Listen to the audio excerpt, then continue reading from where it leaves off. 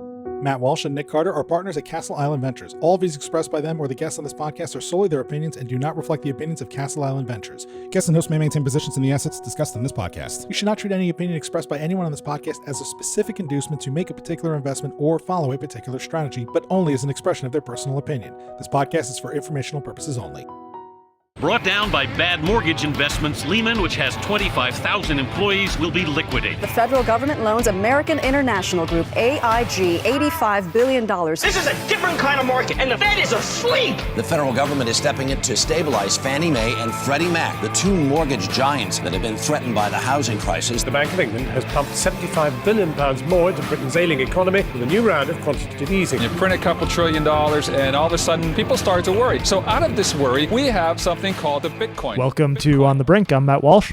And I'm Nick Carter. Somehow we are back in one mic zone. How did this happen? Well, I started my day at 4 a.m. and commuted to Boston from New York, and I forgot the mic. So I'm holding a mic and just interviewing you on our own podcast. I thought we were past this, but talk about a busy week for the podcast. Yeah. So I mean, wow. You know, is this one of our best runs in On the Brink history here? Best 3-episode runs? So we start with Mike Lempress last week. Just explosive episode. We have to talk about that.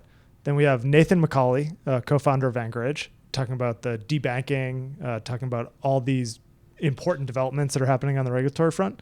And then today, this morning, early, sat down with Hester Peirce, who I've wanted to have on this podcast since we started it. Yeah, and we're big fans of Hester, obviously, and we're so excited when her team reached out. And you, to your credit, you got up early and did the interview at 7:30 in the a.m. You know, not a lot of people do that. But yeah, so we just pushed it out today. It was a really encouraging episode. And I've heard Commissioner Peirce on a number of other podcasts and tried to take a little bit of a different angle to it. Tried to ask a little bit about just what it was like to work at the SEC. When you really think about it, we're very lucky as an industry that she hung in there. There's another world where we would have gotten completely steamrolled. Yeah, she's been obviously a voice of reason for a long time and now is actually in a position to craft policy. So we dug into that in the episode. I'm just so excited to see what the SEC comes up with here in the next couple months. I mean, it's really, it's incredible. You can already see the dynamic shifting where you have funds that are talking about going in and registering with the SEC, becoming RIAs. You're just seeing a lot more startup activity in categories that had been kind of dead since FTX. So from a capital formation point of view, just the signaling that the Gensler regime is over and there's a new sheriff in town, new sheriffs, I guess, plural, in town, and some concrete things that they're about to do, which were put out in Hester Peirce's Journey Ahead post. You are actually already seeing capital start to move towards that thesis. And things are already happening, right? The SEC's litigation against Binance has been, I think, paused, right, for 60 days, pending new guidance?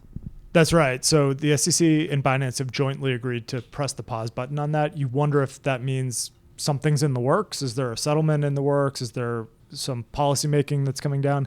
And I think there's is there a decision coming tomorrow, which would be when you're hearing this, Friday, on Coinbase, I think. Yeah, I mean, so who knows what's going to happen with Binance, but obviously that case is kind of a bit obsolete now with the SEC just updating everything as it pertains to crypto. So we'll see. If you survey the whole regulatory landscape, there are new appointments this week as well. The entire leadership of every financial regulator turned over. There were even changes to the Fed. The entire landscape is completely different now in Washington.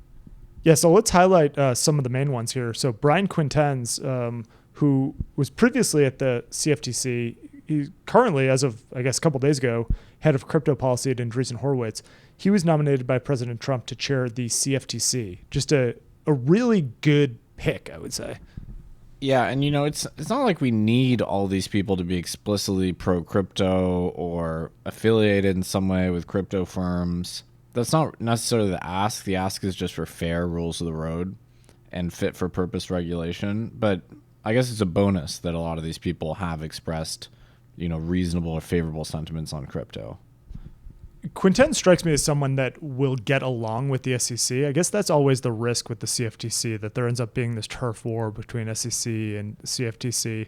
It strikes me that Quintenz will work collaboratively with Peirce and Ueda and eventually Atkins. Yeah, it might actually reduce the significance of this turf war between the two if they're kind of seeing eye to eye. And then the other big nomination was Jonathan Gould to be the controller. Now, a lot of people say comptroller. That's just a total rookie mistake, and it betrays real ignorance of how Washington works, so it's controller. And I just called it comptroller about 45 minutes ago. Yeah, we actually looked that one up 15 seconds before we started recording. So Jonathan Gould was at the OCC before. I believe he authored the legal opinion supporting Anchorage's charter, which I think is the only current outstanding fintech charter or maybe crypto charter that was issued by the OCC before Michael Hsu came in power at that agency. So that was a huge development. So we'll keep on seeing more of these. I haven't seen any news on when Paul Atkins is up for his nomination. So I guess that sometimes trickles into March. I don't think Gensler was confirmed until March or April. And what I'm hearing is from Washington is that interim FDIC chair Travis Hill is going to stay in that seat for a while. We haven't seen another nomination there yet, so I don't know if we'll see turnover there. But yeah, I mean, if you look at all of these agencies, it's just positive developments across the board. All right, speaking of positive developments, let's get into the deals of the week. Do you know we have 3 Castle Island deals to announce today? They didn't all happen like last week or anything, but 3 new deals. I did know that. So first up, we have Koala Pay. They are a stablecoin payments platform for the humanitarian aid market. So they raised $3.5 million from us. We led the round alongside Lattice and Factor Capital. This is a fascinating use case. So the way that money gets dispersed from NGOs into a lot of these countries ends up being physical cash. And, to have this auditable on a blockchain in the form of a stablecoin, number one, it just means that more money gets to who needs the money. And number 2 is that it's auditable. So pretty relevant given everything that's going on in the world. Yeah, and I know some people might grumble about an aid tech deal, but KoalaPay is basically solving the problem that people might have had with USAID, which is a lack of transparency. And frankly, they'll just allow more aid dollars to reach their destination. And some of these hard to bank countries like South Sudan or places like that, something like 20-25% of aid dollars don't reach a destination because of inefficiencies in the financial system. And we're talking like literal pallets of cash in some cases. So they're vastly improving that, as well as you saying, increasing the auditability, which I think should really resonate. So next one up is Station 70. So this is a company I'm really excited about joining the board of. It's a cybersecurity company focused initially on private key backup. So we led a $7 million round there. We're joined by Semantic, Notation Capital, and others. So really excited to be working with Adam, Ace, and the team over at Station 70. And lastly, last Castle Island deal here, Surus, led by Patrick Merck. They announced an $8 million seed round led by us. They're also announcing that they got regulatory approval from North Carolina to open a trust company in that state. So actually keep your eyes peeled on North Carolina as a domicile for some of these trust charters. And I'm joining the board there. So 2 boards this week. Pretty incredible. To be backing Patrick is pretty cool. We've known Patrick for forever. I mean, he was an original Bitcoin Foundation guy. Yeah, I mean, he's been in the industry absolutely forever. He practically invented the notion of being a crypto lawyer. Been a great friend for a long time, and it's been so cool, finally actually working with him formally. So super, super excited for Surus. All right, so those are the Castle Island deals. We should just end there, but let's do the rest of the industry here. We have Sardine. This is a fraud detection platform. They raised $70 million from Activent Capital, 7-0. Big round for Sardine. Yeah, and this one I think is a sign of things to come. Plasma, they're a purpose-built blockchain for stablecoins. They raised $24 million from Framework, Bitfinex, and Peter Thiel. Then we have Legend. This is a DeFi mobile app. They raised $15 million from Andreessen Crypto and Coinbase Ventures. Then you have Fragmetric, their restaking protocol on Solana. They raised $7 million from Finality Capital, Hashed, and Halo Capital. Drosera is a blockchain cybersecurity platform that raised $3.25 million from Greenfield, Anagram, and Paper Ventures. Then we have Mirai Labs, a crypto AI development studio. There is $4 million from Mechanism Capital, Oak Grove Ventures, and Manifold. Infinify, which is an on-chain fractional reserve protocol, they raised $3 million from Electric, Newform Capital, and Baboon VC. Is it Baboon? Baboon VC. That's a cool VC. I think that might be their first mention ever on the pod. Next up, we have Cabal, a DeFi protocol on the Initia network. They raised $3 million from Hack VC, Delphi Ventures, and Nascent. Then it's Blum. This is a crypto trading app. They raised $5 million from Gumi Crypto, YZI Labs, I believe that's the Binance affiliate, Spartan Group, and others. Is it Blum or Bloom? B-L-U-M. I'm going to go with Blum, like plum. Absolutely no idea. Then we have Teneo Protocol, a decentralized data monetization platform. They raised $3 million from Rockaway X, Borderless, and Generative Ventures. Whetstone Research is a DeFi infrastructure development company that raised $1.3 million from Variant, Nascent, and Figment Capital. And lastly, we have an acquisition, Li-Fi, a cross-chain swapping platform. They acquired Catalyst, a bridging protocol. All right, so we talked about some of the bigger news of the week with these nominations. Let's talk about something that was just the craziest thing I saw come across the news this week. So the Central African Republic has launched a Solana meme coin. It was announced by the president of the Central African Republic. And if you came to this podcast to figure out why that was a good idea or why that made sense, you came to the wrong podcast, I'd say. Yeah, so this is real, apparently. Now, the Central African Republic has made noises about crypto in the past. I think they wanted to start a blockchain city. I don't remember the name of the city, but I think we've talked about it in the past. I think they actually ratified Bitcoin as legal tender. I don't know if they ever bought any. The CAR token peaked at 800 million. It's down to 50 million. It doesn't appear to have any real purpose or anything, but yeah, I guess this is the world we live in. Countries are launching meme coins. What about do you remember the Venezuela one? Didn't Maduro launch a coin back in the day? Yeah, the Petro. Yeah, that was kind of a meme coin. That didn't really go anywhere. Yeah, I mean, the line between meme coin and real token is blurred. But yeah, I mean, I guess with a meme coin, like, it doesn't promise to do anything at all, and maybe that's the point. All right, so in other news, we really talked about Ethereum in a negative context last week, and we got some hate DMs. But let's talk about what the Ethereum Foundation is doing. They have announced a deployment of 45,000 ETH, which is about $120 million across 3 DeFi protocols, Aave, Spark, and Compound. Is there anything to read into this? I mean, I think this is positive because previously, when the Ethereum Foundation was trying to talk about how they were using ETH, this was a big criticism people had. It's like they're not actually using Ethereum. They would make the example like, oh, no, yeah, we use ETH. We sell ETH for dollars to make payroll, which is a usage, but not maybe the one you want. So I think it's positive to see them doing this. I don't think it's positive for Vitalik to, make light of communism as he's been doing on Twitter recently. So I'm going to put the thumbs down on that one. Is that what I didn't even see that. What's he saying on Twitter? Yeah, I don't know if I would say he's crashing out, but he's not having the best month or week, that's for sure.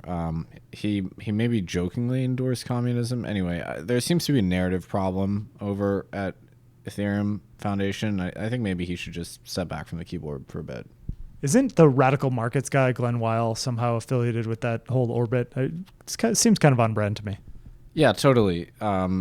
Vitalik wrote a April Fool's Day blog post, I think last year. I don't like the April Fool's Day blog post because it's like, okay, are you being serious or not? Like, I think you're just trying to like use the veil of a joke to advance a concept you maybe believe in, but you want to keep plausible deniability. I don't like that. To talk about communism, the radical market stuff definitely reconsiders the notion of property rights. There's some interesting ideas there, like harbinger taxes. But yeah, these are not in line with, let's say, like the Western tradition of like very strong property rights. I guess, the point remains from last week around what does it take to lead one of these open source communities, and do you do it more from the perspective of a like benevolent dictator, Linus Torvald type of a guy, or do you do it from the perspective of a hard charging entrepreneur? And I guess we'll see which model wins. Yeah, I would say maybe say as little as possible about hot button political issues if you're a protocol founder would be my advice. Does not apply if you're a VC podcaster, though. So let the record show. All right, next up, the CBOE, they have filed a request with the SEC to add staking to the 21 shares ETH ETF. So as far as I can tell, this is the first application that has filed a 19B4 with staking included. I think we're going to get staking in these products this year, is my prediction. Yeah, I don't see why we wouldn't under this SEC regime. I think that would make those products substantially more attractive. Elsewhere in asset management news, Grayscale has filed with the SEC for a Cardano ETF. Cardano, man, you can be in crypto for a long time, and just there's stuff that happens that you just have to say, I don't understand. Lastly, in asset management, Robinhood came out with their Q4 earnings this week. They reported 400% year-over-year increase in crypto trading volume, which reached $70 billion and made up 14% of total trading volume on the platform. Shares popped on the news. They just had a great quarter. Congrats, Robinhood. I think we'll look back on the Bitstamp acquisition by Robinhood as just one of these transformational acquisitions. So they buy the cryptocurrency exchange to kind of push further into Europe. And I think they're just going to use that as a platform to build out their core product set. So it's a really good buy, kind of a bear market purchase too when people are sort of out on crypto. So did you read this long Wired piece on Tigran Gambaryan and his ordeal in a Nigerian prison? Yeah, this was first of all, it was a very well-written piece. And it's the type of piece that you read and just makes you really upset as an American citizen that we would allow something like this to happen to someone, to one of our own, to actually get put through that ordeal. Yeah, I was almost shaking with anger when I read this. I mean, we've talked about Tigran many, many times on this podcast. I think even long before it was kind of an issue in the press. Just as a recap, he was this decorated agent, I think at the IRS. Certainly he was involved in investigations for busts that in some way utilized crypto. I think he traced the hackers. I think he traced the Silk Road hackers. I think he was able to identify the corrupt federal agents that pulled money out of Silk Road. I think he traced the Gox hackers. Then he moved over to Binance. He busted thousands of criminals that had used Binance in some way, helped bring them to justice. So, I mean, by all accounts, this guy was one of the most effective and creative and persistent agents in terms of unpacking and finding these criminal rings that might have used crypto in some respect. And then he was basically shanghaied. He was brought to Nigeria under false pretenses and imprisoned. The Nigerian government tried to shake down Binance. He was detained.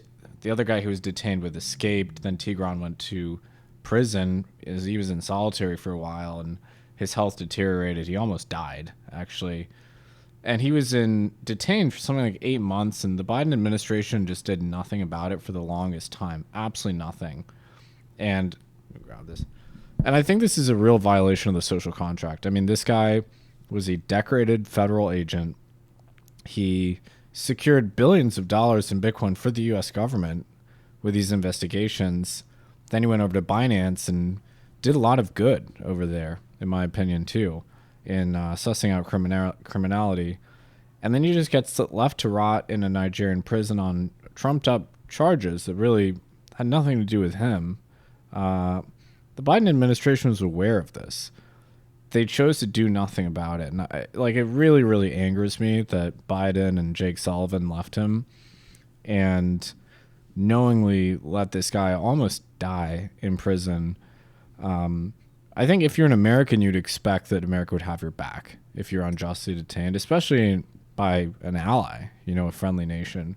That's just not what happened. In the end, it took French Hill and I think another congressman physically going to Nigeria to visit him in prison, a contingent of members of Congress lobbying the Biden admin to finally do something about it.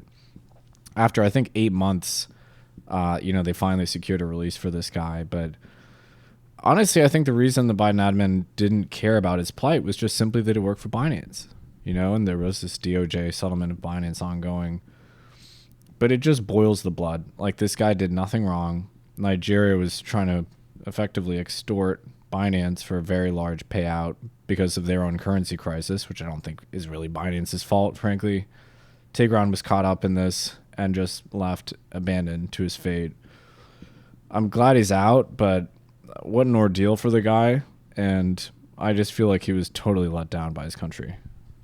Yeah, I mean, I think that's well said, and I don't have a ton to add. And totally agree that if this guy was in any other industry, or even just another financial services player, if this guy worked for JP Morgan, he would have been out in about 12 hours. So it's a scandal, and I'm really happy that Wired covered it, because that's I don't know how you make it right with a guy like that, but that is a lot of lost time that he had in solitary confinement in Nigeria because he worked in the crypto industry.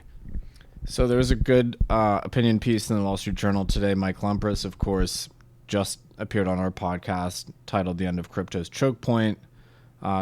Repeats the claims he made in our podcast. He cites the reporting around the 15% thresholds imposed on crypto banks. Really encouraging to see him finally speaking out and telling his side of the story. Yeah, he was great. He actually went on Laura Shin's as well, so I'm glad that he's getting out there with the story. Got a couple late-breaking news stories. So Coinbase just announced earnings. Their Q4 revenue was $2.3 billion. The street was expecting $1.87 billion, so quite a quarter. Trading revenue was up $1.6 billion. Trading revenue was $1.6 billion. That was up 172% quarter over quarter. Seems like the street is waking up to Coinbase here. Also late breaking, GameStop is adding crypto in some capacity. I don't know how or what or when, but apparently that's happening too.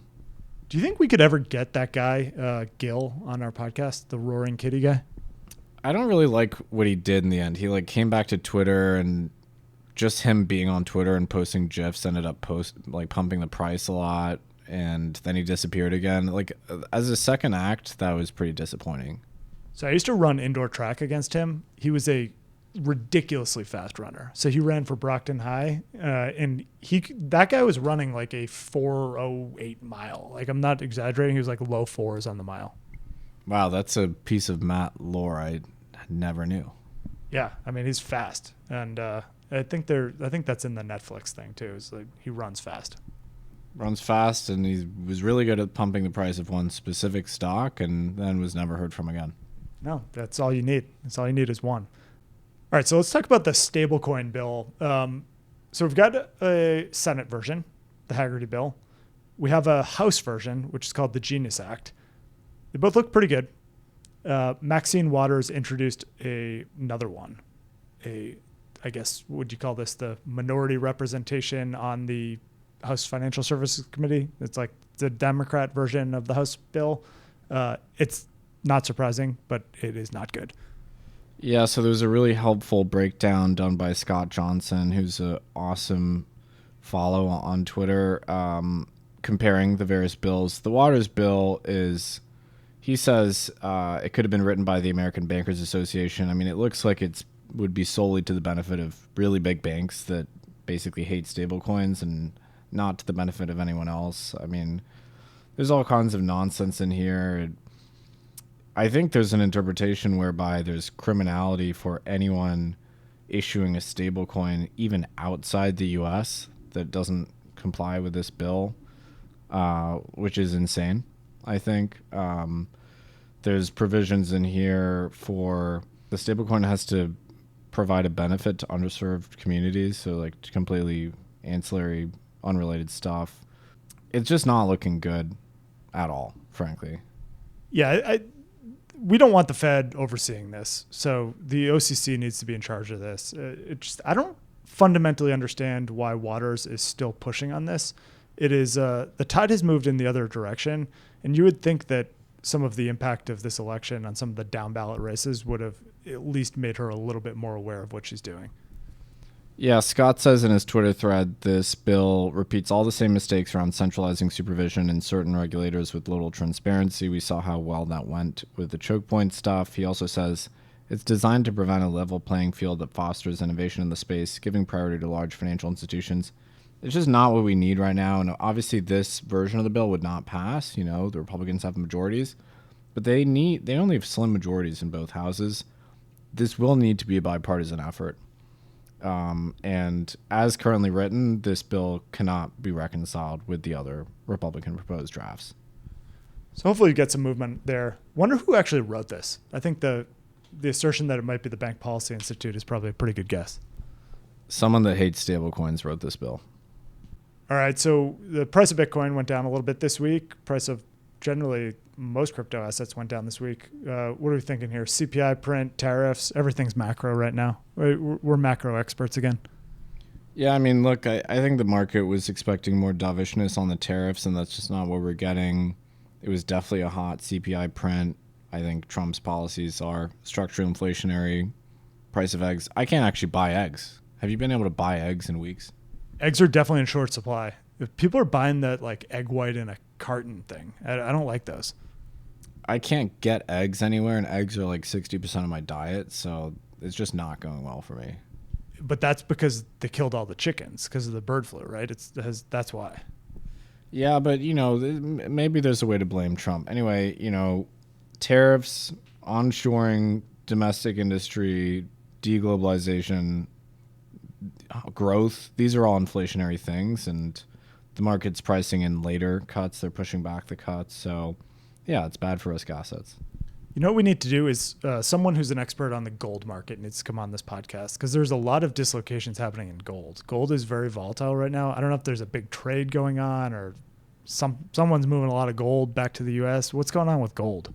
Yeah, people are like flying ingots of gold back to the U.S. There's some sort of like run on the vaults. I don't know what the hell's going on. It's interesting though. It definitely shows the benefit of Bitcoin. You don't need to put it on a plane. Like you can count how many Bitcoins are in the vault for reserves. Can't do that for gold.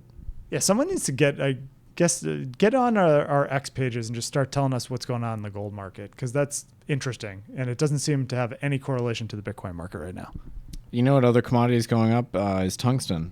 Tungsten is so up, and I am very long tungsten.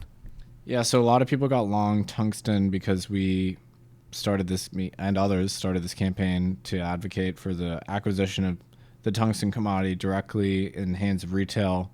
I don't know if there's a resale market for the cubes, but as far as I can tell, it's not that easy to get a price on tungsten.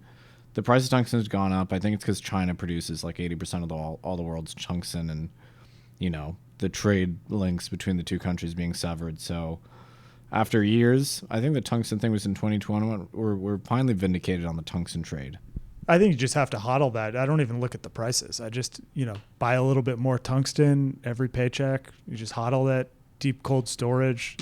That's what you have to do with tungsten. There's some price of tungsten where eventually when there's those adulterated gold bars that have tungsten plugs in them because they have the same density, there's some price at which you're now indifferent that your gold bars have illegitimate tungsten plugs in them because tungsten just rallied so much. Oh, I never thought about it that way.